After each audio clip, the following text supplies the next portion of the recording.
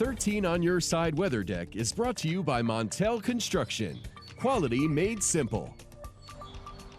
It's nice and warm in here, but Aaron's outside with his Peaky Blinders coat on because it's getting a little chilly out there, right, bud? It is. It's awfully chilly. Yeah, heavy coat, a good idea today. Hats and gloves, probably not a bad call as well. Right now, we're watching winds picking up out of the north and east.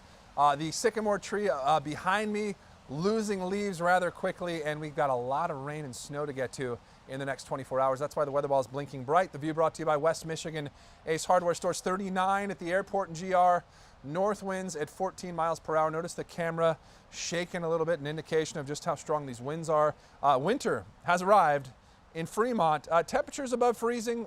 Road temperatures, soil temperatures are generally in the 40s, and so that limits just what is going to end up ultimately sticking to the fields and the roads around the area. But eventually, the heavy snow will overwhelm those factors, and we'll start to see this piling up, and we're even starting to see that piling up here in the distant fields there in southern Newaygo County. Temperatures are in the mid-30s in Big Rapids, 37 in Ludington, 41 in Kalamazoo, so much cooler. Look at the numbers on the other side of the lake right now.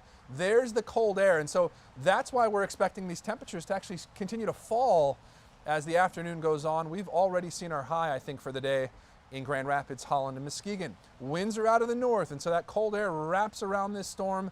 Gusts in the last hour over 20 in Holland and in Muskegon. Lakeshore flood advisories to the north, and then the flood warning to the south. The big reason we have flood warnings for Van Buren and Berrien counties, well, the waves are going to be largest at the southern end of the lake because of these northerly winds. But this is that combination we've been talking about for months now of near record lake levels and high surf. 10+ foot waves are possible today, so more coastal flooding, more beach erosion, unfortunately, will be an issue here across the region. Heavy snow on the other side of the lake right now, Madison, Chicago, Milwaukee. The system racing northeast. As the wind comes across the lake, though, this moderates slightly, and that keeps the immediate lakeshore slightly warmer than some of those interior sections. But right now, winds are actually out of the northeast, and so we lose that lake effect component with winds coming out off of the land. But still, this is mostly snow inland to the north, mostly rain from about Grand Rapids south. But we're getting a bit of a break right now. That's going to start to change here in the next few hours.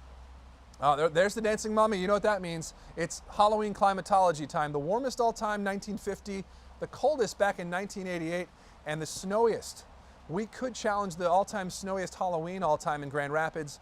We picked up 1.5 inches back in 1917. So a lot of wind accompanies the snow this evening. Most of the heavy snow is done around midnight. A break tomorrow, and then lake effect rain and snow showers will follow it on Saturday with a weak clipper system. Snowfall model comparison. How much is on the way? Well, I think 1 to 3 inches is going to do it in the Grand Rapids area.